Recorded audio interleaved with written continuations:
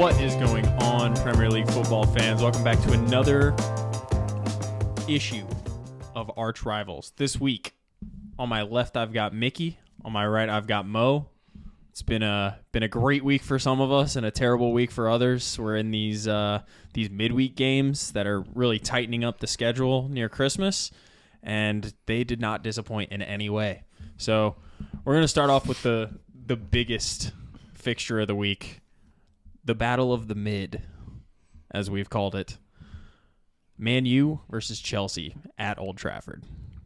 What did you guys think of this game? I mean, it seems like the more shit we talk on United, the more they pull the shit out of their ass. Yeah, find something. I don't know how, but... Well, this is something that I'm going to also talk about later, but emotionally, if you can, they just got shit on by Newcastle at the weekend, right? Yeah. And Ten Hag, to his credit, was able to, rally the players and get them to give him a performance because they absolutely dominated Chelsea for this game, like the whole game. I'd also say Chelsea really just played so god-awful. It was ridiculous. Nope, they're just giving the ball away everywhere, making the wrong decision every time. It's just such a bipolar Chelsea squad. I don't know what the hell's going on there, but not a good look. No, not at all. The overlook of this game is that Man U had 45% of the ball in possession stats, racked up 4.2 expected goals, 28 total shots, 9 of which were on target, 5 big chances, and missed 4 of those big chances. So, obviously, they don't have their finishers on the field. Rashford's one of those guys, but I honestly kind of like the decision to start Garnacho because he's just the type of winger that you want to see starting week in, week out, running at defenders. And, I mean, Chelsea just couldn't handle anybody. And that boy, Scott McTominay. Jesus Christ. How about him? He's I think he's got 5 goals in the league right now, and that's his best ever scoring tally in the Prem.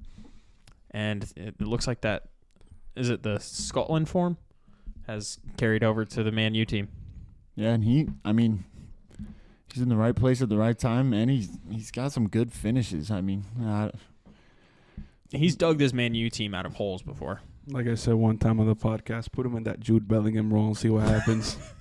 He's Put him at striker? Nah, like a little. Bruno missed basically a sitter, bro. A whole penalty because he's ass. Second best Bruno in the league. But Scott McTominay, play him as 10 and see what happens. He's not a 6. Amrabat also, he ass too. They tricked him with that fucking TikTok highlight of him chasing down Mbappe. He's like, yeah, let us get him. He ran fast that one time. I don't think Amrabat's bad. I think he's capable of bad performances. Like in some of the Champions League performances I've watched, he hasn't looked great, but in this game I thought he looked good. I just don't think he's a CDM necessarily. I think he's an 8. I think most of United and Chelsea are pretty bad. Yeah. They won't Chelsea have one good player, I would say, Cole Palmer. Okay. And Jackson is a striker that can't finish, which is crazy. But other than that, he can't do anything else well. Like if it was let's say Gabriel Jesus, he can't finish well, and he'll say that himself, but at least he has other things to offer, like passing, dribbling, whatever it is. He'll make something. Yeah. But Jackson just seems like he's out there for the vibes and the paycheck, man. Just wasting time up top. Also, I saw a picture of him in 2016. He looks exactly the same. He's not 22. You don't think so? He's probably 35. Dude, I knew 12-year-olds that had beards in middle school, so I'm not going to comment on his birth certificate validity. I don't know many 35-year-olds that can run like that, but I also don't know many 35-year-olds. Ronaldo. Cristiano. You're talking about the one of the goats. Hey, you asked for an example. I didn't actually. The epitome of athleticism. Ibrahimovic, he can run at 40. Okay. I think that's debatable. Anyway. Yeah. But yeah, I mean, Chelsea look bad, and it's a nice goal by Cole Palmer. I'll give him that. He cooked. Pretty good, yeah. It was a good goal. But we got to talk about the biggest fraud on the stage. Who's the biggest fraud on the stage? 80 million striker, Rasmus Højlund. People say he's whatever, but like if Scott McTominay can get in those positions and score, you should be able to. 0 goals. Like, I'm asking for 1. Just 1, bro. I know. I agree with you. He needs to start scoring in the Prem. But I think his Champions League form has kind of made up a little bit for his slow start in the Prem because he is joint top scorer in the Champions League group stage. But he against Copenhagen. It's a really interesting move by United to bring in somebody that isn't necessarily going to solve your need for a starting striker because of how young he is and how much he needs to develop. I don't hold it against him. Obviously, it's a lot of money, but he's an investment. It's kind of dumb to make an investment in an area that you need a you need a sure thing. Yeah. I don't know. I think part of it is that, like, the sure things that are out there, like, say, Victor Osimhen would have cost almost double what Højlund cost them. So buying every penny. I agree for the most part. But it's not even that much older than 160. him. You don't think he would be like 140, Bro, 130? After that TikTok, you get him on a discount now. I don't know. They spent how much on Mason Mount? They bought him in the summer. So, yeah, that's true. They could, sell, recoup the money from the Mason Mount transfer, do a refund with Chelsea. I don't know that they'd want it back, though. I thought Bruno should have just gave Højlund the penalty. He's like, hey, bro. Everybody battered the Arsenal team for doing that when they gave it to Kai Havertz, and look at him now. But Kai Havertz... Yeah, but Højlund's a striker. Yeah, it's like, how about you give your 18-year-old striker some confidence? That hasn't scored a goal yet. But Kai Havertz is different because he's not the striker. He's like behind like a little 8 boy. He's like running around doing nothing most of the time. But when he does... Doing nothing? When he does, he does. But when he doesn't, he doesn't. You know? Scoring game winners. When he's doing something, he's doing something. But when he's not doing something, he ain't doing something. Yeah, he's like the duality of man. He's doing something. I'm doing nothing. This is incredibly cogent analysis about the Prem. So, with that said, what are you doing here, man? You should be getting paid the big bucks. Yeah, man. Listen, I'm like Jamie Carragher, bro. 0 league titles, me and him. That's crazy. What's separating the two of you? A Champions League, I think. Yeah, yeah, that's it. A lot of other trophies as well. Oh, he has 18 own goals. I don't. Yeah. Damn. He has more own goals than goals. That's crazy. Not really. No, not really. For a defender to have more own goals than goals, it's probably not that crazy. But I don't know. I don't really have anything else to say. I think both of these teams are still kind of in disarray. Like, I don't think Man U is by any means a top 6, top 5 club. They're kind of on the border of that. If they can start getting consistent performances like the one that they just had, they will be. But I still think that they're so unproven in too many areas with Garnacho out on the left, Anthony out on the right, and Højlund up top that they're just going to struggle for goals unless Scott McTominay is the league's top goal scorer. And this Chelsea team really just didn't put up a fight. No, they didn't. I wonder what like the financial fair play rules are going to look like for Chelsea soon. I know they have like the 8-year thing, but like what do you do? Like so after a while, if players aren't panning out, they're just going to have to take massive losses on them. Yeah, but like, what do you do then? Like, because they're going to take a lot of losses on a lot of these players. I mean, they're just going to be screwed. Because like, that's why I said it's a terrible idea to do 8-year contracts because then you're amortizing those fees over such a long period of time that it's going to handicap your ability to do stuff quickly to get fast turnaround in a team that isn't performing. Like selling Mason Mount helped them because they just made all profit, just straight profit off of him. But like, you're gonna have to sell Reece James next or something to recoup that money. Yeah, and like or Conor Gallagher or someone to like. I don't know about Reece James being a great player anymore. You're gonna have to sell very promising, talented players.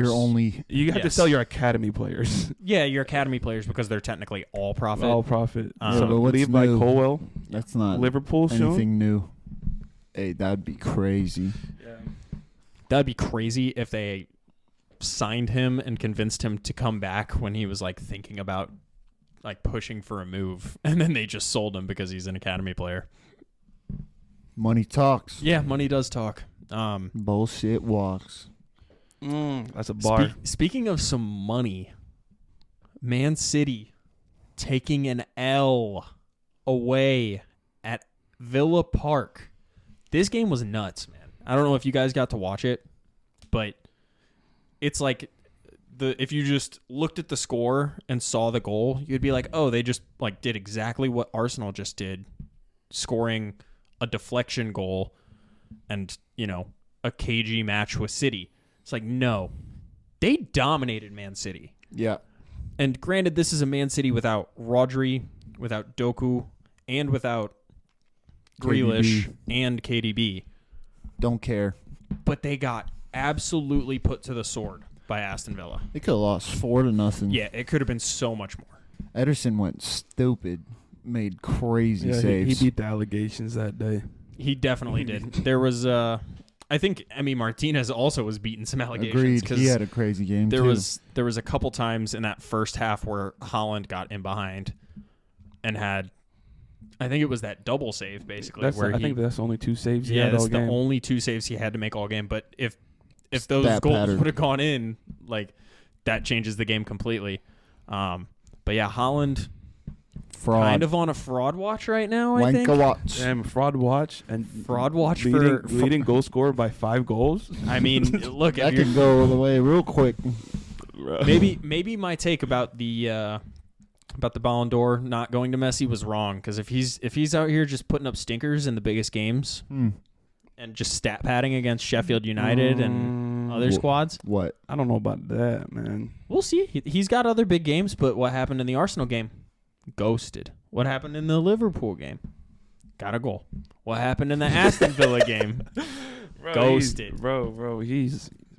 He's very good. I'm obviously... He's not the best striker in the league, but he's up there, man. Who is? Yeah, go ahead. Elaborate. Yeah, please. Bro, we can talk about him later. All right. We'll get to him. If you're not going to say... He's going to say Dominic Solanke. No, he's probably going to say Isak. No, he's like not even top 5. Yeah, no shot. All right. Well, honestly, I think the only other striker in the league that probably has a claim to best striker in the league is on the other side of the ball in this game, and that's Ollie Watkins. Dude. He is unreal, man. He is really, really good. Oh my gosh. Bailey, there was one shot that Bailey had with his right foot that Ederson saved. Yeah. That he could have passed to his left. It would have been a freebie on Ollie Watkins, yeah. Dude. Obviously they won, but Ollie's on my fantasy team. I could have used that. Yeah. Well, dude, just the pressing that they were doing to City was something I had never seen before. Yeah. Anytime City would get the ball back after some sort of opportunity, they would try to pass it out and just get stripped before they even got past half for the most part. And there are players you just don't see losing the ball like that, doing it like Bernardo Silva was giving it up. John Stone's giving it up. Yeah. Like quality players just losing the ball in high-pressure moments. Villa had a goal called back. Yeah, the Douglas Luiz goal, the Lucas Digne. Why? It was over the line. Oh, yeah. It was pretty far over the line. I mean, shit. Speaking of Douglas Luiz, that man's a baller. He is. I think one of the best 6. He's a 6, right? He's an 8. Kamara plays a far more defensive role than he does. He can do it all. All I know, I need him. He can't do it all. I need him at Newcastle. Toronto. They just put like 110 million pound price tag. It's 80 now. Really? Yeah, today it came out as 80 if they want him in January. Oh, okay. Dang, sure hope Liverpool go get sure that. Hope Arsenal do it, because we've been trying to buy him for like y'all a year. Don't need all these people, bro. Why would he want to come to a burning house? Burning house? Yeah. He's a firefighter. That was good, honestly. He's always in the line of fire in these games. I feel like he is constantly in the right spot. Hit the woodwork too. Yeah. I need him to start for Brazil too. Why? Because he's really good and he is really good. Yeah. And he would probably play the 6 and allow Guimaraes more license to go up. I want him and Guimaraes play a little double pivot, then have Paqueta play that 10 role. Okay. That's when we do some cooking in Brazil. Yeah, my Brazilian mate over here. Today, I am Brazilian. I feel Brazilian today. But I don't have a ton else to say on this. They rotated their squad a bit too. They played 3. Aston Villa played 3 center backs with Konsa filling in for Matty Cash out on the right back slot. John McGinn. Yeah, that dude is a baller. Also a baller. Mm-hmm. Talk about an engine. Those Scots. Scotland's going to win the league. Scotland's going to win the league. What league? Aye, lad.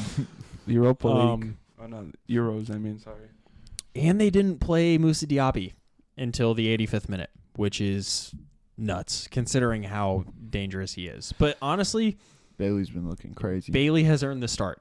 Dude, he was by far the best player on the pitch, yes. dude. I don't know about it. You got to start Bailey not Diaby week in and week out. Dude, Diaby's a Bailey baller. Playing like this, but you can't. He was untouchable. Yeah. That turn he had for his goal, is nuts. Just completely, like, he shifts his direction so quickly. What? Diaby had an assist last week to win him the game. Cool. It's not like he's not doing anything. Well, they didn't win last week. They tied. To tie him the game. Mm-hmm. Did he come in at the end? Yeah. Good. Off the bench gameplay. No, but he's on my fantasy team, and he has to start okay, every there week. we go. There we go. We've come to the... Enough about the fantasy propaganda. But he's also I want to really spread good. some other propaganda. Is Aston Villa a title contender? No. Why do you say no? I'm not so quick to say no. Because we all know Emery chokes. He's a knockout merchant. Like if it's a tournament, I got you, man. But if it's not, I don't trust you that much. Like I trust him. Hey, top 4, sure. But finishing, I just like. Did y'all Liverpool play away? We played at home. At home, I just feel like away might not be like Eddie Howe. Let's say both of them away, just not the greatest. But at home, that was a different team. It absolutely. I mean, that it's team a fortress wasn't looking there. like this team. No. Yeah, but it's only at home. The thing for Villa me Park. is, like, you ask a couple months ago, is Villa a top 4 team? Yeah. No. People say would've no. said no. Some people would have said yeah. I mean, Everyone had him like 5th or 6th. Like, Yeah. It's not like crazy thing to finish 4th. I mean, I just think that they're a few points off the top now. Yeah, the turnaround, they're 4 points off top, and they play Arsenal this weekend. At home. At home? Yeah. At At Villa Park. Daddy's home now. Ooh, good evening is home. He said, you took my job, I take your soul. I think this game will Is- definitely be the answer to if they're legit or not. I agree. I still don't think so. It Well- has to be a away game. Also, we all know how Man City is. I mean, I know how Man City I is. think everyone knows. I mean, they something look like that. incredibly vulnerable right now. And part of They that usually is, do this time of the year. I mean, sometimes I don't feel like I've ever seen them look this vulnerable. I think Newcastle cracked them in the Carabao Cup, and it's like everyone's like, hey, Yeah, for sure. start fucking them up, man. Yeah, I mean, they lost to Wolves, they lost to Arsenal, they drew Liverpool, they lost to Villa, They drew Tottenham, they drew Tottenham, which they is drew Chelsea. It's time to sack.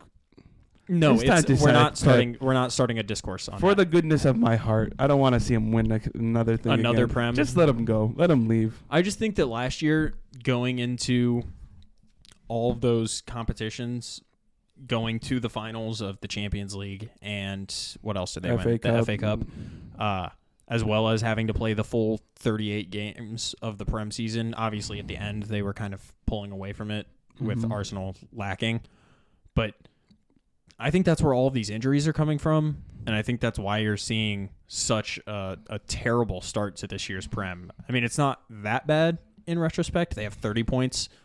Top of the league is 36, so it's 2 wins off top, which we all know Man City can go rattle off 18 straight wins. Bro, it's those away wins, man. I'm telling people. I mean, it is a big deal. I just think that this weekend's game is going to answer a lot of questions about both Arsenal and Aston Villa, because what I was talking about earlier with the kind of emotional side of the game and like being able to rally your team, like this is such an emotional high for this Aston Villa team with the fans the way they were playing the defending champions at home. Like you can't let yourself get too high and walk into this game like not expecting the exact same level of effort that you had to put into this game coming in on Saturday, because Arsenal is every bit as good as Man City right now, if not better. And I think that they could easily win away at Aston Villa, if they don't treat him correctly. If David Raya doesn't shit his pants. Yeah, right. Doo-doo. Because if he plays like he did against Luton, 3 goals is crazy. Phil's going to punish them. Yes, absolutely. We will get punished if David Raya lets in 2 stinkers like he did against Luton. We'll talk about that game now. Started off kind of cagey. Arsenal not really finding a foot in the game, getting pressed off the pitch almost. And then Martinelli gets a goal off of what was basically an error by them, kind of trying to pass back to the goalie. The goalie has to like run to try and kick it out for a throw-in. And then Gabby Jesus sets up Saka, who sets up Martinelli for basically a freebie. And then they come back and score off of a header. And I'm going to fucking lose it. If these commentators don't stop talking about, Arsenal statistically are the best set-piece team in the league. They scored off of 2 corners in this game. They caster cursed at us, man. Because David Raya has baby arms and he couldn't get there. He does look very small. He's a small little boy. You got to sell him. Honestly, you got to sell him. Sell him to Newcastle. Loan, they need him. No, bro, I would not take him at Newcastle. You wouldn't take Raya at Newcastle right now? Not really at all. Like, bro, he makes a lot of mistakes. Okay. I think that you're going to see him turn it around. I don't think this is going to happen for a long time. Both goalkeepers are going to get sold, and you're going to get a new goalkeeper at the end of next year. Okay. I don't think so personally, but he's on loan. He did but it's obligation. Yeah, it's an obligation to buy. For like 20 mil, though. I think they're going to sell Ramsdale somewhere for like 40 to 50 mil, take the profits, use them somewhere else, and keep Raya and get some kind of backup goalie. But other than Raya playing like shit, Ben White came back into the starting lineup, as well as Jakob Kiwior and Kai Havertz. And Gabriel Jesus gets a goal. Freebie at the back post. You were talking about him not having finishing earlier. He didn't need to have good finishing on this. I'm saying he said so that. free. He said no, I know he said it before. But you were talking crazy about it earlier. thing for a striker. Yeah, I was like, great. My finishing is not very good, man. Well, I mean, everybody's got their own. Yeah, but a striker, it's like me at center back. Yeah, I can't defend well, but I can ping the ball. I was talking more in like a general sense of what your team kind of identity is. Like City's identity right now is, for the most part, get it to Haaland and he'll score some. Whereas this Arsenal team, it's kind of all over. Like last year we had 3 players in double digits for goals, and I wouldn't be surprised to see that, if not more than that this season, with like Martinelli, Jesus, Saka, and Odegaard, because Jesus is going to be healthy, hopefully, for the most of the season. Knock on wood. But doubt. Gabby Jesus scores one going into halftime. As an Arsenal fan watching that, I'm like, all right, cool. We scored one before halftime. They're going to be rattled. We're going to walk in there. And we're going to be like, okay, let's go out, get one more goal, put this to bed. Come out in the second half, 4 minutes in, they score one. 6 minutes after that, Ross Barkley scores a goal that should never be a goal. That's a David Raya mistake for sure. And then all 3. No, not all 3.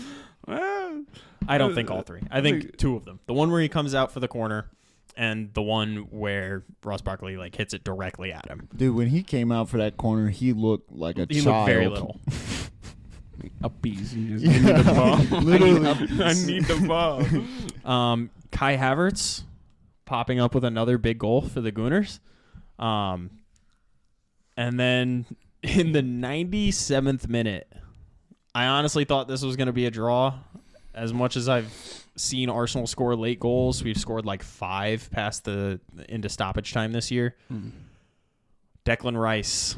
Again. Scoring the most meaningful goal in the game. A header in the 97th at the death. So what do you guys think? Arsenal winning the league? As an Arsenal fan, yes, I think we're going to win the league. I think Arsenal is going to win the league because last year these are the games that they had problems with. We drew some of these. And just like now it seems like they can figure out a way to win these games. Because last year everyone goes, oh, Man City cheated. Nah, it's like because you lost to Southampton, Everton, when they were pretty we drew Southampton because we let them score 2 freebies or 3 easy goals. And those games could have just won you the league because you lost by 5 points. So I would say like these games are very important, away games, like in like relegation teams that just park the bus or just cause you trouble. And I feel more confident about Arsenal winning the league. I think it's going to be a 2-horse race at the end of the year. Liverpool, Arsenal, or you think it's going to be Liverpool? Okay, all right. I think I didn't know if you were going to say it was Man City and Arsenal and predict the Liverpool fall off. And it depends in December what's about to happen because y'all play Liverpool 3 times in the span of 2 months. I think the top of the table's too close to be making predictions right now. Yeah, I agree. It is. And it's too early in the you guys season. have an interesting stretch of games coming up. Yeah, we've got Aston Villa, Liverpool. and then we played Liverpool on Boxing Day, but Arsenal plays fixtures. We've got Aston Villa play PSV Eindhoven to finish off our Champions League group stage, then Brighton, and then we play Liverpool on the 23rd. Yeah, you guys are finished. I lied, bro. We're finished. Nah, I'm just playing. That was good. But Brighton might cook you just because they do it every year. I don't think Brighton's going to cook us. I think Brighton look pretty vulnerable right now. Yeah, all those games in Europe is not helping them. Yeah, absolutely. Well, they just have so many injuries. Like we talk about Newcastle, they don't have as many as Newcastle does, but they've got a lot of injuries. We can move on to the Newcastle game now. And Actually, before that, this episode's sponsored by My Sadness and Sorrow. That's my favorite sponsorship. God damn, And what they then- paying us? Yeah. They're paying you Tears? and blood. Blood, sweat, and tears. It was a great game No, it was not. for Everton fans. Yeah. It is a really interesting. Did you already say Everton would be? No, we haven't said that yet. Oh, sorry, Ian. Go Everton ahead, would be buddy. You're good. mid-table if they didn't have any points deducted. Yeah, they would be. So they have 10 points. They've already, with back-to-back wins, made it out of the relegation zone. They sit 17th in the league, and if they had 10 more points, they would sit 10th in the table above Chelsea by 1 point. Chelsea. Oh man, that is just unbelievable. God, I'm glad I'm not a Chelsea fan. Yeah. Let me throw some copium in real quick here and some Okay. excuses because why not? Why not? Excuse number 1, 15 injuries. We have no subs. Bro, Anthony Gordon has not taken a game off, bro. I can hasn't. see his legs cramping as he runs. I feel bad for him. When you play a high press system and you're always pressing, you have to play like 8 games in a span of a month and a half, and you have no subs at all. Like there's no one that can come in. Like last game, I think with the United game, we had 1 sub all game, and it was a 90th minute. And like these dudes are playing 90-something minutes week in, week out. And one of them is going to die soon. I was going to say, you got all these injuries already, and these players are on their last legs. Our cool injury players, and plus our gambling guy.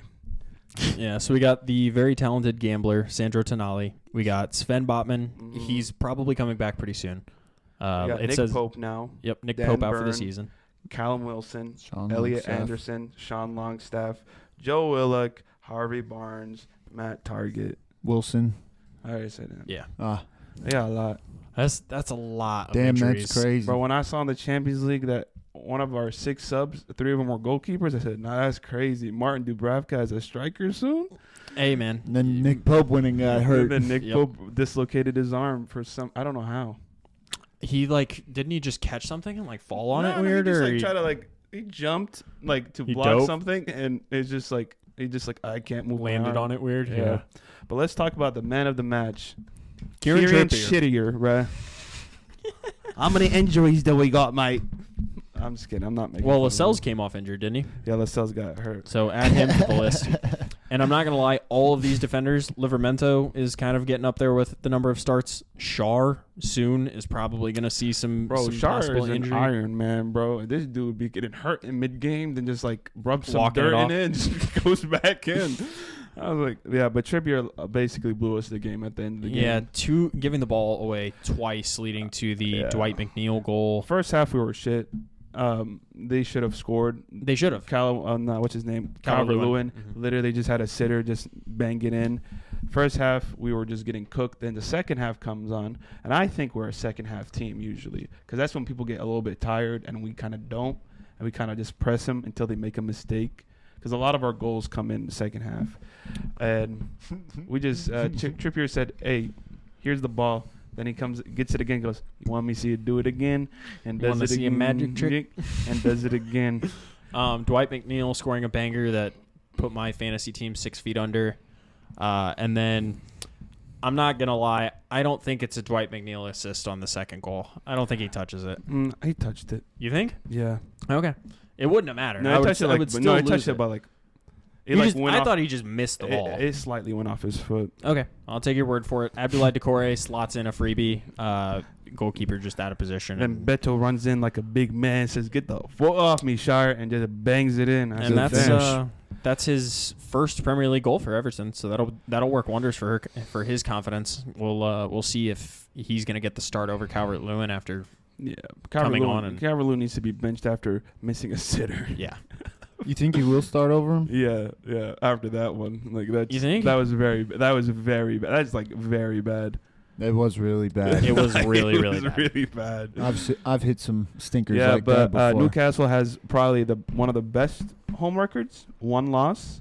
Yeah, Mickey loves that loss. How do you feel about the fact that the Newcastle team has 4 losses already this season? 5. Oh, we've got 5 now? 5, yeah. No. Last season, no, 4 Last season was 5. Is this season also 5 already? I think it's 4. Have you tied the number of losses that you have? Yeah, but we have more wins than we did already because we tied. A lot of ties last season. We had a lot of ties last season. Oh, I know, yeah. So we're doing like this. 5 losses. Yeah, Sorry. we're doing. So we lost to Brighton, Bournemouth, Man City, Liverpool, and Everton. Then Everton. Those are the away games. So we only won 1 away game this year. Wow. Who'd you win away against? 8-0 Sheffield. Oh, yeah, that makes sense. Then we tied twice. And in all comps, we won away twice. No, twice. In Old Trafford and at Sheffield. That's it. That's crazy. We have one of the worst away records in the league. But our home record, we haven't lost at home. It's pretty impeccable, yeah. Since we lost to Liverpool. Mm-hmm. And it's usually like... Lost to Darwin Nunez. Yeah. And it's pretty... Every time we're at home, it's like 4-0, 3-0. Mm-hmm. It's like... Well, we smacking people up for some reason. Then we go away. That Man U performance was like against Man U, obviously. That was at St. James, right? Yeah. That was like such a dominating performance. Yeah. Then having this performance like a couple of days later. Yeah. Maybe they're just tired, and that's fine. Oh, I'm sure they are. But it's man. but they're sloppy, like very sloppy in like some of the mistakes. Like Lewis Miley was the best player on the pitch. Yeah, I mean, I don't. I wouldn't even name a best player on the pitch. I don't think anybody had a great game in that, but Isak had a wonderful touch. He touched off his back of his leg. It was I saw cool. that. That was really nice. Came up, then Jordan Pickford had to ruin it. Mm-hmm. Had to do his job. Had to do his job. It wouldn't have mattered, but it's okay. We're about to sign 10 players in January, and let's all hope that they don't. Are suffering from premature success. Bro, it's almost. I agree. Yeah, I think that's what it is too. You just don't have the depth in the squad to be able to ready play for Champions League, Carabao Cup, FA Cup, and Prem. Yeah, that's a lot of games for a small squad. I think very injury riddled squad. You capitalized on a season where the top 4 was a little bit more shaky. Well, everyone was weak except for Arsenal and Man City. It was Liverpool had an off year. And Tottenham was everybody bad. came back, and you guys were in Champions League in the group of death as well. So you can't really rest your. I think the only reason is because we have 14 injuries. Well, that's because of a lot of them was like non-contact. Yeah. Non-contact injuries I would say are fatigue due to fatigue. Contact injuries are like chance. Like Harvey Barnes, he just didn't play. And the next game he played, he ran and he just broke his foot. Like he wasn't playing. He just got hurt immediately. Yeah. I think we need to fire the health staff or whatever we have because there's too many injuries, dog. Too many injuries. This is happening to a lot of teams, not at this amount. No, I think there's a large, like in terms of the total across the league of injuries, there's like a pretty substantial growth in the number of injuries due to the number of competitions that people are playing in and like the scheduling of games. All I know in January we're buying like 5 players most likely, and the goalkeeper is going to be one of them, and that means How Nick much Pope money is out. Do you think you're going to spend in January? So in the summer we have a lot of financial things coming in. Like we're switching from Castor to Adidas. and that bumps us up from $5 million a year to 50. Yeah. And then we have like other shit that's gonna probably play in, and someone's gonna get sold. Yeah, I think they'll sell somebody. Like Callum Wilson's probably gone. I think he'll likely be one of the first people to get sold. All I'm saying is, when we had our injury-riddled season... It wasn't as bad, bro. Okay, we lost Van Dijk. Injuries are injuries, man. It hurts everybody. I don't remember having any sympathy from you. Because it wasn't as bad, bro. Trash team. What do you mean we lost our starting center back? We lost our starting center back, We had to start Nat Phillips. We were starting Jamal Lascelles, who everyone's like, oh, this dude's washed. He can't play anywhere. He's looked great. Yeah, because Eddie Howe's a magic worker. He ain't working any magic in Goodison, let's just say that. I hope you guys lose the league. You know what? Bet $1 million right now we don't finish top 6. Or shut up. Dude, you guys could have a mean slide here. That's fine, bro. We can have a mean slide. And guess what? Tomorrow you wake up, all your players are hurt. Then when you come back on the pod and you guys are 10th, I'll be like, hey, you remember when you said that shit? Good point. Yeah.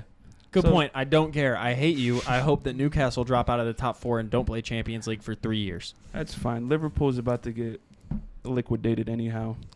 Liverpool's liquidation begins with a honestly suspect 2-0 win against Sheffield. Sheffield coming off of the firing of Paul Heckingbottom. Didn't look too bad. They looked defensively quite stout. Pretty common to bounce back that hard after your manager gets sacked. Yeah. Liverpool should have probably won by more goals, I'd say. Yeah. Mo missed a lot, but also I think Sheffield got robbed a little at the end.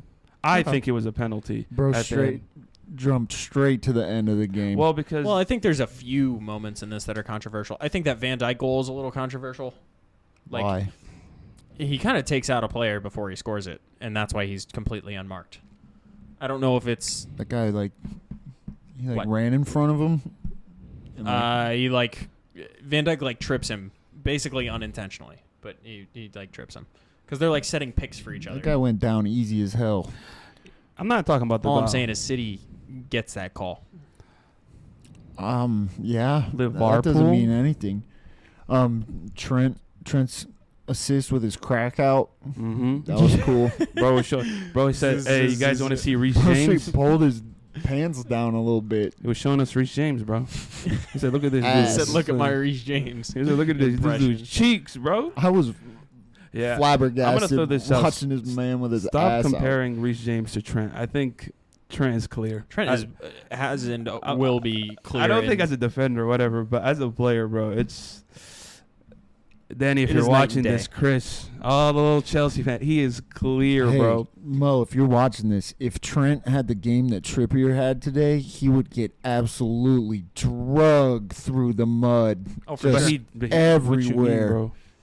What do you mean, bro? What do you mean? Because people say Trent is the best right back ever in the Prem. Maybe that's why he gets drugged so much, because he's like, no one's better than him ever. Have you ever heard that one before?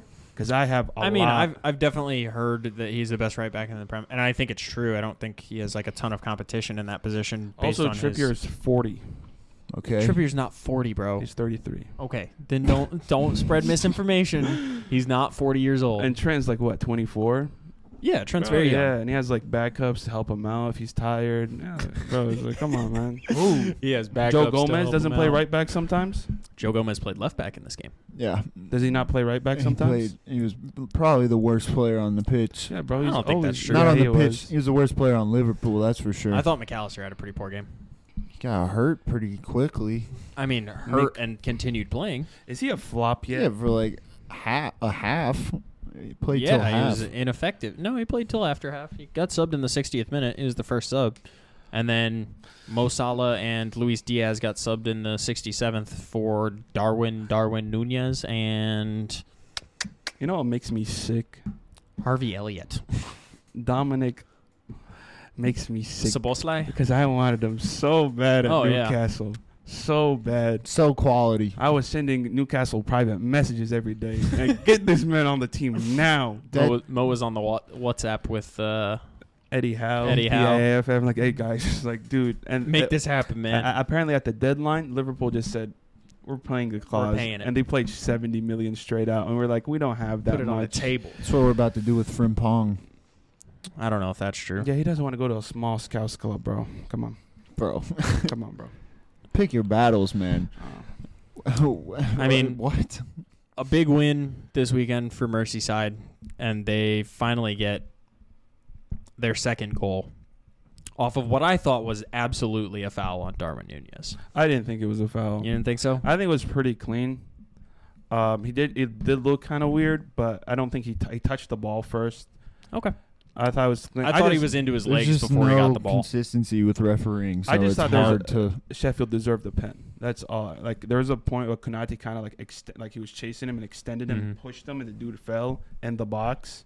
Like he wasn't going shoulder to shoulder. He had his arm up, kind of trying to push him off. Dude, we know that like the VAR teams in the league are incredibly inconsistent. Like the Newcastle Arsenal game. This weekend Arsenal Gabriel in the box again. Some dude just literally grabs his arm and pulls him down on a corner. Yeah, that was funny. And they just don't even call it. But when that happens to Rodri, when Rasmus Højlund did it to him, it's a free pen for them to win the the Manchester Derby. United. Yeah. Dalot kicks the ball into his hand to clear it. Dribbles it. It goes, bro. Basketball dribbles it. Hey, that's not a pen, bro. He needed to do that. Yeah, he had to. That one was egregious. That was crazy. Really bad. That one was really bad. It was really bad. Because he was just alone. They're just like, all right, handball. Honestly, the Tottenham game broke me, so nothing surprises me anymore. Nothing surprising anymore, yeah. It just hasn't happened to me yet, except for that Newcastle game, which, we've bounced back pretty well from, considering we're top of the league. Not soon. Not soon. Because Liverpool's coming to get you guys. You want him to win the league? I want a chicken, a can of Coke. Before we move on. Yeah, from the Liverpool game. Yeah, that assist, Darwin's pass to Szoboszlai was great. But, man, that settle, the outside the boot settle. Outside the butt. Outside the butt. Sorry, I'm just thinking about Trent's assist. Just thinking about donkeys. Yeah. Kai Havertz. But that touch just takes the ball dead. You talking about the dominant? Finish, yeah. Bro, he got like little feet, and I think that's what helps him. His dad was right. Little feet is good for soccer. Do you guys know about the little feet thing he did? Yeah, he didn't. He couldn't afford shoes, right? No, he could. He just like tied his feet to make them smaller this is like on purpose. Oh, really? Scientific. Yeah, so he could have a better touch. Messy growth hormone. He wears a size 8. Ronaldo shrunk his feet. Yeah, he wears a size 8. Really? He has like very small feet. That's crazy. And the way he strikes the ball, bro, it's really nice. It's very good. It's like his passing, bro. I disagree with your take that Darwin Nunez ball was good. Because I thought he could have played it to him. He had like all time and space to just like put it on a platter, and I felt like he pinged it to him. I think it was a great ball. Really? Yeah. Okay. I think the little curve kind of got it over the defenders. Darwin Nunez 4 goals though, superstar striker. How many does Isak have? 8. Okay, he's got double. That's crazy. In 10 games. I mean, where you at in the league? Look, man, it's all about them wins and losses. Bro, Agreed. we just don't have a big squad as you. That's it. But talking about you losses, do. It's just all injured. Talking about losses. 1, 2, 3, 4, 5 games without a win. Yeah. You guys know what club this is? Top spare. Cock and ball. What's that? What was it? They're the first team in Prem history to lose 5 in a row after being top of the league. No, they're being up by 1 goal each game. Oh yeah, scoring first and then conceding and losing. I wouldn't have I don't have a problem with Totspur right now. I don't as a person up until this year. Agreed. I've never had this much animosity. We have a little leprechaun that runs around us. He knows who his name. I'm not going to say his name, but his name is Garrett. Fuck you. Stupid. All right. Let's not feed into the Garrett hate here. He's in a dark place with this Tottenham squad. Because they come out and they get an early goal from Christian Romero, who's back in the team after his lengthy suspension, I believe, from a red card. Straight red. Yeah, straight red. Pedro Porro assist.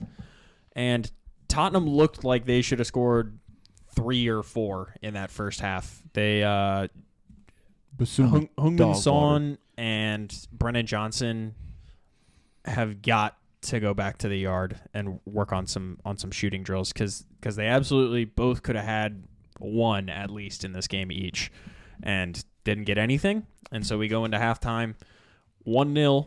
KG, David Moyes gets to go have a nice team talk with the lads, and they come out in the second half. Jared Bowen shows the Argentinian hothead who's boss, muscles him off the ball, passes it off to, I believe it was Paqueta. Paqueta takes a hit, and it just bounces off of both center backs to Jared Bowen, who's running in behind, gets a freebie. He has a lot of goals, too, this year. He's 9, I think. Yeah, like 7, 8 or 9, yeah. I'm confused. What happened with Paqueta's gambling His thing? gambling thing? Bro. They're still making a decision on it. They don't know. Because they yeeted Not even him. Tonali Not instantly. No, it's not even him. Bro, what's his name? Zanzulo or whatever. Zaniolo. Mm. Bro was sitting next to Tonali gambling, bro. He's still playing. Whoa. They can go to the casino. No, they're together. Like, this was like them two. Sports betting? So, like, what's his name? I think Fagoli snitched on both of them, and Tonali just got all the blame. So I was like, you can't play no more. Good for Zaniolo, man. I hope he gets destroyed. I mean, he plays for a bigger club, Aston Villa. They're top 3 in the Prem. Yeah, bigger than you, too. Yeah. They're champions of Europe. Oh, really? Never saying that. Have they ever been undefeated in the league? Didn't think so. It doesn't even matter, bro. It doesn't even matter, bro. Arsenal fan. Yeah, it is. You want to know a fun Don't fact? worry, we're going to win the CL this year, too. You can go undefeated in the league and still get relegated. Crazy. Yeah. You can also win the league and go undefeated. Yeah, Liverpool couldn't do it. Yeah, because Liverpool got cheated. When's the last time Newcastle won the league? Man, 1967. Jesus Christ. if City get yopped by all these charges, Yeah. Oh, another thing. give us those fucking titles, man. I will cry. Nah. Yes, bro. Because for By participating? Nah. Not fucking for participating. What they do with the to tie this into some American sports, what they do with like the Barry Bonds, Harry Maguire home run years? Did they just threw an asterisk next to it, they right? just don't include them in the Hall of Fame, I'm pretty sure. Yeah, but did technically did they the guy don't that have was the records. underneath I don't know. Yes. Yeah. have the home run record now? Yeah. Yeah. Okay. I don't know then, man. We might be having some parades soon. Arsenal's going to get 1. Liverpool's going to get 2, right? Maybe 3? Yeah. Newcastle gets unrelegated. Ooh, there you go. Hell yeah. What is that? That's a 10-point Give them the addition? chance. No, but Championship. the thing is that means we make more money. They have to give us money. Oh, right. The Prem has to. Anybody City has to anybody who compensate got you? relegated at like that spot, Yeah. should get money. And this is why they won't. But also, Right. you guys, This isn't going to happen. You guys said this on the last podcast. I just wanted to clarify this up. I think about the Everton why they got, or one of the podcasts why they got deducted, and City's is taking forever. It's because it's one charge, and it's easier to do it at one charge. We've said that. And also, They should do- Everton can't afford a lawyer, so it just got. They should do one charge at a time for City. Well, apparently it's gonna take forever because it's a lot. Like It's like a ton. it's a process. Like Everton's was literally Just one thing. It was one thing where they spent like 10 mil over their budget. And also, And I've said incorrectly before on this podcast the number. It was like 10 mil over the allotted like losses that you could have in a 3-year period based on the financial fair play rules in the Premier League. They spent 10 million over those losses, which was like 120 mil, and got deducted 10 points. And they also admitted to it, and that's like another They're reason. appealing it right now. I think they, But like, I think they should just they- trash the appeal, No. take the hit, and then stay in the Prem this year because the bottom 3 are just No, going I mean down. like they admitted to like spending over the thing. They're appealing the point that they don't want to get point deducted. Yeah. but they admitted to spending more than they should have. Yeah, but I think they should just poo-poo the appeal because they don't need to And while really we're at fight it. investigate Chelsea, bro. They are being investigated. There was I think the transfer of Willian is being looked into. Eto, and like someone else. A bunch of other transfers where they under the paid table, fees bribery. and stuff and bribes. There is one. I don't know what player was supposed to go to Liverpool, but he didn't because his agent was getting paid more money under the table to go to Chelsea. Yeah, I don't believe remember it. who, but it was one of them. But yeah, West Ham get a giant win at the London Stadium. It was a big L for Tottenham. Another L. They play Newcastle. They play Newcastle this weekend, man. And I'm on suicide watch. I think that you and our resident Tottenham it's because it's away too. So this is if I win. Look, man. All I gotta say is if Tottenham goes up 1-0, y'all should have killed me if we win, bro. Y'all should have killed me. If Tottenham goes up 1-0, we lost. No, things are looking up, man. No, that's the issue. If every time we are down 1-0, we never win the game. You just capitulate and just lose. No, we just either tie or just don't win the game. Oh, okay. Dang, talk about battle of the mid. Hey, watch your mouth, man. I mean, shit. Tottenham are still ahead I don't know of how we're mid. When we have the quadruple race still on, baby. Yeah, I mean, not really, because you have 10 10 points off top. weeks. Hey, that's 10 points. I remember one time City was off 10 points. Things happen. That's City, dog. Yeah, not Newcastle with 15 injuries. Hey, you never know. We're still in the race. I mean, this is 5th versus 7th. 1 point off of each other right now. Tottenham on a five-game slide. The fact that Man U are in 6th right now with a 0 goal difference it's is propaganda. actually unfucking real. It's because a lot of the games they played back to back. It was like Fulham, Luton, and someone. Oh bad, yeah, they and in Sheffield, and they barely. I'm almost to the point where I'm like, I'm done talking about United.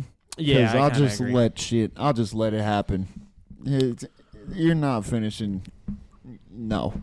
So, in terms of the not top 6 teams that played this week, the biggest result I would say we could start with is Fulham thrashing Nottingham Forest 5-0. I did not expect that. Yeah, man, that is nuts. Iwobi on fire. Raul Jimenez Wilson tripling his goal tally for the season in this game alone. And Tom Kearney getting on the score sheet as well. Damn. That's nuts. Jimenez 2 goals away from Darwin Nunez. Oh, no, yeah. That's crazy. That is crazy. Jimenez had a nice finish. Really? Yeah. Also, Steve Cooper might get sacked if he doesn't win the next game, apparently. Oh, yeah, I wouldn't be surprised if that happens. Yeah, I mean, they've spent a pretty good amount of money on that squad and should not be. I mean, look, I don't think any team other than Luton, Burnley, and Sheffield is getting relegated this year. Luton, Burnley, and Sheffield are getting relegated this year, in my opinion. Who else So would it Everton be? is currently in 17th. Yeah. They're not going to get relegated. They're too good. I think Nottingham Forest, 13 points, 16th. So they're 4 points ahead of Luton. I think Luton's the only team that we could probably see crawling out of that, but I really don't see it. Actually, they're all finished. I think they're all going down. Who would they I hope crawl Sunderland over? comes back up next year, though. You hope who? Sunderland. Oh, yeah. So that you can have your rivalry? Yeah, we actually have an unspoken rivalry with another team, though. It's Villa. With Aston Villa? Yeah, you should see the Twitter. Oh, my God. You need to get off Twitter is what I'm hearing. It's bro, every single time we lose, they post about it. Every single time. Really? They're like, good evening. Good evening. And they verbally assault me. I was like, okay. Villa watch. That's the dude. Bro is active on Twitter. Yeah, so Fulham get a big dub. They're actually looking up right now. They've got a couple wins on the bounce. Brighton looking up after they win. This is like the Moneyball fixture of the Prem. It's like Brighton and Brentford playing each other, and they're both just talent development squads in my eyes. Another fun fact. Their owners hate each other. Really? Because both of them used to work with each other. At the same place? And they despise it. They used to be like business partners or I something. bet they were like best friends, and and some now girl they got in between them. And it was some I don't remember, but yeah, dude, it's women. you seen the but what's the Netflix or not Netflix Facebook movie? Yeah, it's kind. I don't know if it's like that, but Tales all this time. They be Exactly. beefing, bro. Two brothers beefing. Because of a woman. Oh, I just meant. Yeah, they just beefing. I made up the they're woman. not brothers, but they have actual like serious beef, and they're like this is a big fixture for them. Like I'm better than you type of thing. I mean, it was a big fixture to get Karu Matoma back in the team because they needed him. And they got an assist from him to Pascal Gross, who had to fill in at left back in this game. Is Ferguson out? I think he was just rested because he probably played in the midweek. I don't think he's injured. He's been starting kind of week in, week out. I think that the main man this game was João Pedro. Yeah, Evan Ferguson came on for João Pedro in the 69th minute. But João Pedro came on in the last game that they played. Scored 2. So I think he was just like, I'm going to go with the hot hand here. Brentford really missing Tony, and now they're really missing Jensen too. And Mbobo's out. Mbomo? He's out. Did he get injured in this game? Yeah, he got hurt, so he's out for a while. Oh, okay. I think who they're really missing is Rico Henry. I think that he is such a giant proponent of the way that they want to play, because normally it would be a back three with Rico Henry on that left-hand side, like bombing up the field, helping the attack. And since he's been injured, they've just been so hit or miss in their performances, especially offensively. My thing is they make so many opportunities, but their finishing up top is just... Yeah, but Tony's back in like 3 weeks, and he's been training with them, so it should be. That's what I'm saying. But you know who disappoints me in that squad? Last year they signed Mikhail Damsgaard. I think it was 2018 Euros. Bro was cooking. Then he went there, and he just hasn't done anything. He just hasn't done anything. Yeah, I mean, he's not even playing. Norgard not even playing. I think he just got rested. I like because this is with this weird midweek. Pinnock? Mm-hmm. Yeah, Pinnock's good. Center back. You think? Yeah, I don't think there's anybody better, really. Yeah, you're probably right. But yeah, with these weird midweek games, like you're gonna see some rotation. That's why you didn't see Wisa start in this game, because I think he'll probably start at the weekend. I got a question about these two clubs. Okay. Do you guys think these two clubs, like Brentford, Brighton, with all the talent that comes out, it's just like a top 6 or top 8, whatever, academy kind of thing? Like just look at Brighton, who they have, and just poach their talent? Brighton more than Brentford. I feel like Brentford does. I think they have older players. They don't have as much, talent. I think Brentford have aspirations to be like bigger than they currently are. Yeah. Whereas Brighton, I think, are totally cool, like selling talent, and it's shown. Like they just sell talent constantly. Because like I think Matoma's probably next. He's already up in age. He's not. Oh, he's going to be like 80 mil, 100 mil. I think he'll be less than that because of his age. You think? How old is he? He's like 25. Dude, that is not that old. Yeah, that's his prime. Yeah, but I just don't think as like 100 is a lot. It's like usually 100 players are for like Jack Grealish. It was a phenomenon, but usually other than that, it's like a 22, 21-year-old player. I know, but I feel like left wing, like getting that consistent performance out of a left winger. But also, there's not a lot of places that he could go. No, I agree. I think he'd probably be a replacement at City. I don't see him going to Man U because Rashford wants to play on that left wing spot. I think he's gone, though. Rashford? Yeah, I think he's just bad. He's gone. Okay. It's out of the squad, done. I think if I was United, I would just everyone out. Okay. Most whole squad turnover. Most anybody who's in the I said that's not usually their MO. I know. I think that at this point, because I don't know who in the chat was arguing with me, because I'm like, if 4 managers come in and the players still have problems, yeah, it's probably. I kind of agree. And I think it's like Rashford is the spearhead of like, dude, like wants to be the main character. Like I've seen him like, and he's just not that good. Like he'll be waiting to be the last one who walk out of the tunnel. Like yeah. Well, he's like, man, he just wants to be. I feel like the image of Ronaldo has left like a stain on this club, where everybody that goes there and gets the hot hand for like a short amount of time, the fans and the fandom just embrace them and say they're going to be the greatest player in the world. Like you're kind of seeing it happen right now with Garnacho, who is literally celebrating like Ronaldo every game when he scores. I think he's the real deal. I just don't think that I don't want to see this happen again, where you see Rashford have a 30-goal season and then come out the next year and the team doesn't even have him starting it. I think Man U got away with years of cheating. Oh, in those Ferguson days? Yeah. Oh, sure, but they did cheat against Newcastle that one year. Finished second, man. I also think Ferguson, that's a big shoes to fill. Oh, yeah, giant shoes. You ever hear about Fergie time? No, never. Yeah, bro. Give him extra time at the end of the game for them to win. Yeah, Marcus Rashford's got to leave, though. Evan Ferguson. He's coming in to Newcastle, please. Oh, Evan Ferguson in Newcastle. Okay, I'll take him Newcastle. What about Isak? He can play left, right. I know. It don't matter. What about Gordon? He can play left, right. And Isak right. I just solved my problem. You got more problems than that. Yeah, I was about to say we got more problems. Yeah, we need more players, but that's pretty much it, man. Yeah. Yeah, but hell yeah, man. One of the last games on our fixture list is a coach that is probably Areola. on like the biggest hot seat right now. Well, two polar opposites. You've got Roy Hodgson, gotta go. who is probably going to lose his job very soon. They should have kept Vieira. Yeah, they should have. And then you have Areola, who has turned it around. Dude, the they're ship on is fucking fire. They are good, man. They are actually good. I'm going to throw this out. I was hot on them when the season started. I put them 10th. Really? Yeah. I think I was pretty high on them as well, but I don't remember exactly where I placed them. I just remember being starstruck at how bad they were to begin the season, and it seems like they're kind of finding form. Hopefully they can keep it going. I think they couldn't score goals early. Like, it was like they were just like lose. They couldn't score. You know what I think it was?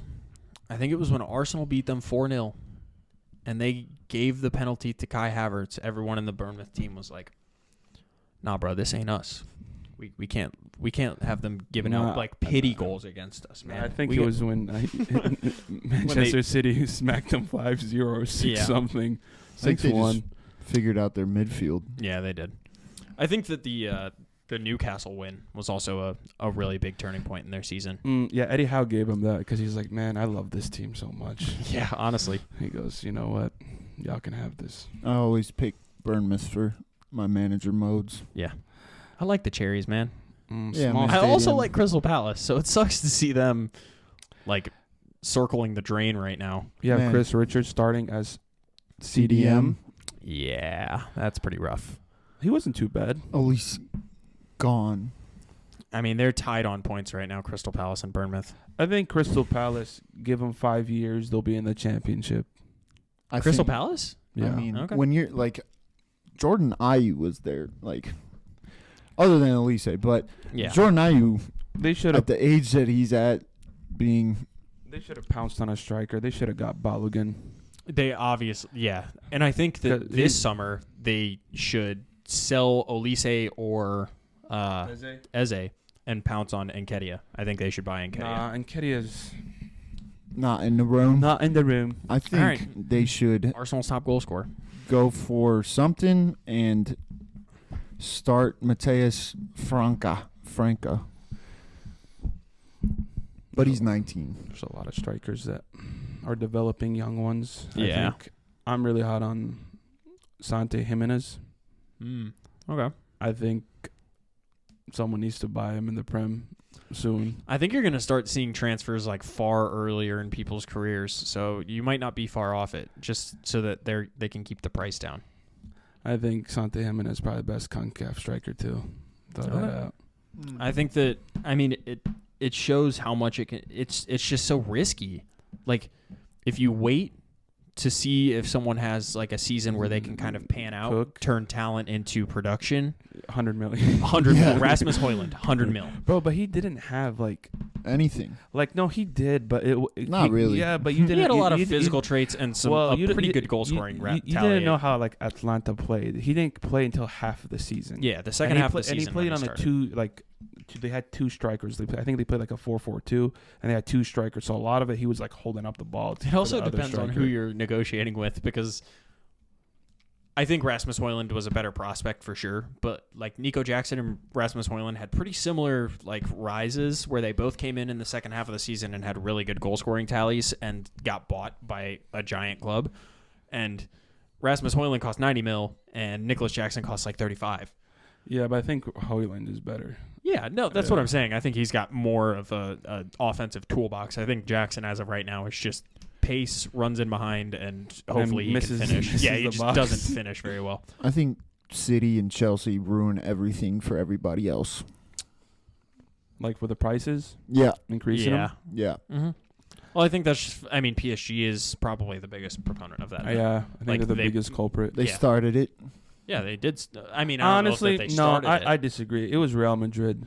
I think it's Real Madrid and Man U that started it, and then PSG took it to a whole different level. Yeah, we're just not including inflation, but like Zidane would with inflation would have been around like 130. Oh yeah, it's like how much would Neymar be? That was 200 mil, right? Not that much, not that like more than you think, because this was like way back when they bought him. Mm-hmm. I think they bought him for like 70 or not 70. I might be over exaggerating, but it was a hefty penny. Like Alan There's Shearer. also Zidane Like we're Alan talking Shearer about. Yeah, I when was about to Newcastle say. bought him, he would be around 100 something now too, and that's worth it. I'd Like, pay it's like, 100 million for either of those people. 69.8 mil in 2001 from Juventus that's to Real Madrid. crazy. That is nuts for 2001, man. That is I mean, that man's probably, in my opinion, the best all-around top 3 player midfielder I've- of all time. Top one. in everyone's like debate for Yeah. sure. Zidane, Gerrard, and Bruno Gomes. I think Zidane and Gerrard have very similar, like, just they're good at everything. Everything. And they're Zidane big. did call Gerrard one of the best midfielder he ever played against, and the best midfielder when he played against. Last time Real Madrid lost to Liverpool, Yeah. he said he was the best midfielder in the world. I mean, Really? they're like the same build. I think they can play any position. Yeah, Yeah. agreed. And that's In the why midfield, yeah. they're similar. Final game of the match week. Wolves getting a win off of a Burnley side that was coming off of their biggest win of the season against Sheffield United. 5-0. Yeah, big 5-0 win. Hwang. 8 goals. Not Yeah. bad for that Korean guy. Yeah, man. We're never going to let that Pep go. is down bad. Oh, by the way, Look, we forgot to mention how Man, Pep said he said- was that he thought City was winning the league, and then when lost. he goes, Jamie Carragher never won anything, whatever. It's hard to win 4 leagues, but we'll win the league. When did he say that? In Like- a post, pre-interview. Yeah, Then he just loses the game. Yeah, against Aston Villa? Yeah. Oh, Yeah. yeah. Mhm. bad look. And they looked horrible in that Still game, too. could win the league. But Hwang gets a goal, and Mateus Cunha gets an assist. He's kind of starting to pay off that transfer that they made last year. Agreed. The fact that they're getting some results right now with Pedro Neto still out, kind of want to see what his return looks Didn't like. Cunha It says, have a goal last game? yeah, he did last game. And it looks like Pedro Neto is going to be back in the middle of December, which we are almost at. I'm going to throw my hands up. I doubted Wolves. I did too. I thought they were hard. getting relegated. Mhm. One of my reasons was they couldn't buy anybody earlier in the I don't Mhm. think they have bought anybody at all. I just underestimated how fucking bad these teams coming up Yeah. are. Yeah, but think everybody did. But I think they've looked good. No, they have. They've looked. It's like Man strong. United, they got robbed that win. Yeah. Man City, they beat them. It's like they're beating teams who are competing against teams who are actually good, and they look good. So Gary O'Neill is actually, I don't know why he got sacked. I have a feeling that I was going to talk about Gary O'Neill. I don't know if you guys think he's going to be a good coach. I think he is slowly going to fall into kind of that realm of Roy Hodgson's and Big Steve Bruce, where if you need a hitman to come into your team and fucking make it work for a season or a part of a season to make sure you don't get relegated, he's your guy. I don't know because I think either him or Eddie Howe are going to be the next English managers. Really? England manager. Probably Eddie Howe. Nah, Gareth Southgate going to be He the gotta manager go, for the man. No, rest he of has to the leave. time. But other than that, I think Gary O'Neill probably has a higher ceiling than we think because we haven't seen it. he should go to Okay. Crystal There's Palace. a lot of teams a lot of managers like Unai Emery. I've seen what he can do. He's been at a Mhm. big club. He's had that money to do, and he couldn't do it, kind of thing. Okay. Could he evolve from that? He is now. Yeah. We'll see how it ends at the end of the year. Like Eddie Howe has always been at Bournemouth, took him all the way to Premier League. Mm. Now he's at a Big money with club big with club with money. Yeah. Now let's see what he can cook. He's been cooking so far. I think either Gary O'Neill stays here and becomes whatever you're trying to say he is, Mhm. like that. Like Sean kind Dyche. of hitman. Yeah, Sean Dyche. Sean Dyche, I think is just a good coach. Yeah, I think but I think I'm Wolves talking about play better football. I think he plays better football than the people that keep you in the. Yeah, no, I'm talking about I would say that Roy Hodgson's Crystal Palace, when they have all their players, is a really fun team to watch because you just see Eze and Olise get on the ball all the time and just cook. That's what he tells them. I'm sure he's just bro, pass it to these two players and let them figure something out. Yeah, Sometimes I wonder how lucid Roy Hodgson's is. bro. I He's don't. old as fuck. Bro, he is. He's bro. like a dying bird. I don't think he talks to them. Maybe they just coach themselves. He just might be there as a figurehead. I think he's like a Ted Lasso type of dude. Like, hey guys, teamwork makes the dream work. Go play ball. No shot. There's no I in team. He's one of those guys that probably just shits on him. No, Just Oh, a I'm good sure, yeah. Bro, English I bloke that think just rips into him. You know when someone Like gets so Neil. old they just lose anger. They're like, I don't care. He's at that stage of life. Yeah, guys, apathetic. Guys, just go play. You guys shouldn't be. I think you guys are pretty good. You guys are kind of playing shitty right now, but I need my grandson. Get back out there and I'm figure 80. it out. I won't see you next year. I'm per 30 right now. Before we get out of here, let me get a baller of the week and wanka of the week from each of you. Mo, you want to start us off? The Trippier wanker of the week. Yep. Okay. Baller of the week. I can't think of any. Can't think of any. Do you guys have off the top of my head, I think Leon Bailey was balling. God damn it. I think that Declan Rice scored an unbelievable goal at the end of the game. I think he might deserve a shout for that. Actually, baller of the week. Best 6 in the world. Amazing. He's going to win the Euros. Scott McTominay. Oh, man. Baller of the week. He deserves it. He deserves it. I thought he was about to say Douglas Luiz was the best me 6 too, in the and world. I was going to say good shout. Nah, I think McTominay deserves it. He did Not even a 6. I think he deserves it. They play him as a 6.